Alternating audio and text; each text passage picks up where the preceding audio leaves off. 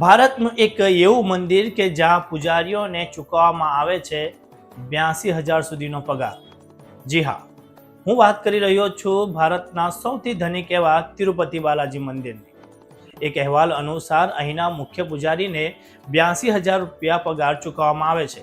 સાથે જ વરિષ્ઠ પૂજારીને 52,000, જ્યારે જુનિયર પૂજારીઓને 30 થી 60,000 સુધીનો પગાર ચૂકવવામાં આવે છે। તિરુપતિ મંદિરનું સંચાલન તિરુમાલા તિરુપતિ દેવસ્થાનમ એટલે કે ટીટીડી દ્વારા કરવામાં આવે છે। દર વર્ષે લાખોની સંખ્યામાં હિન્દુ શ્રદ્ધાળુઓ તિરુપતિ મંદિરની મુલાકાત લેતા હોય છે અને કરોડો રૂપિયાનું દાન આ મંદિરને મળે છે। હવે એક અહેવાલ અનુસાર તિરુપતિ બાલાજી મંદિરમાં મુખ્ય પૂજારીને 82,000 રૂપિયા પગાર અપાતો હોવાનું સામે આવ્યું છે। સાથે જ બીજા વરિષ્ઠ પૂજારીઓને પણ 52,000, જ્યારે અન્ય જુનિયર પૂજારીઓને 30 થી 60,000 રૂપિયા પગાર ચૂકવવામાં આવે છે। આ પગાર 2010માં અપડેટ કરવામાં આવ્યો હતો।